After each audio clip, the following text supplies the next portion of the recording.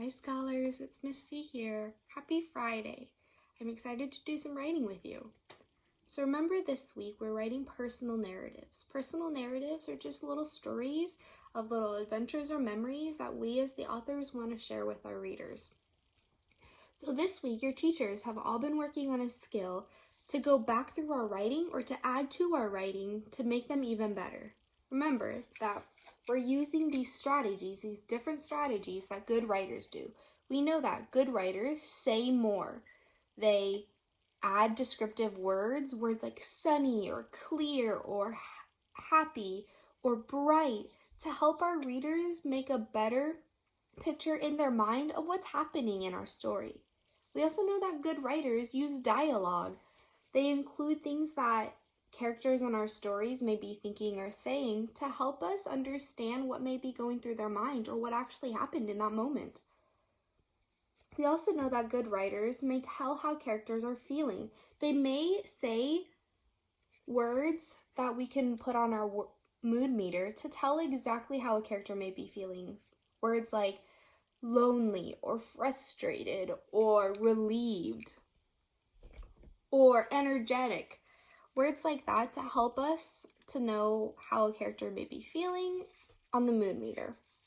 So remember this week that you had two options for your writing. You could either write a whole book, your whole personal narrative, and go back each day with a teacher and work on one of the strategies, one of these good writer strategies, and add to your book. Or each day you could be writing a page and focusing specifically on one of these tasks. So just like Miss L and Miss Want, I'm going to be focusing on one of the strategies. The strategy I'm going to be focusing on today is to tell how characters are feeling. I'm going to use words that I would find on the mood meter to include into my writing. I've already written my story.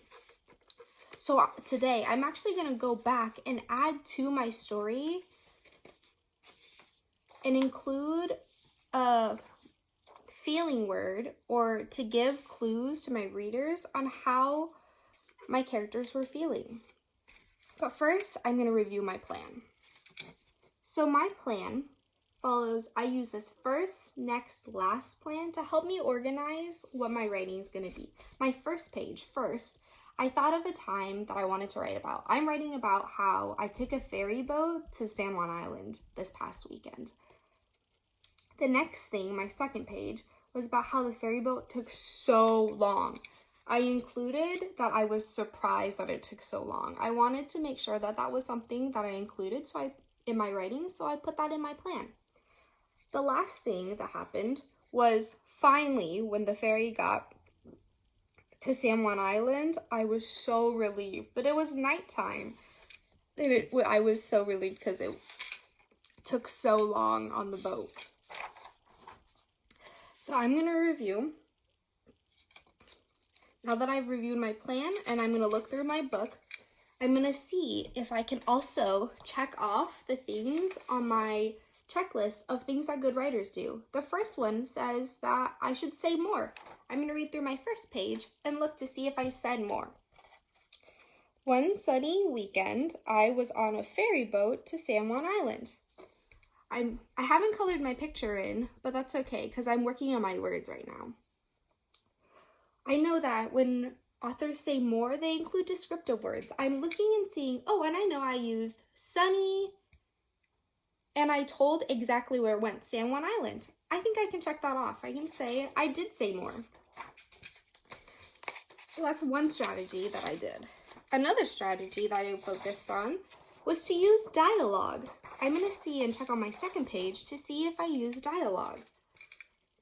The next part of my story goes, unfortunately, after some time, I realized the ferry had to stop at all the islands. Oh no, I said. I put that in quotations to show my readers that that's exactly what I said in that moment. I think I did a good job of using dialogue there to show exactly what was happening and what I said in that moment. Okay, I used dialogue. Now the last one is to tell how characters are feeling. I have to think now. How was I feeling at the very end of my story?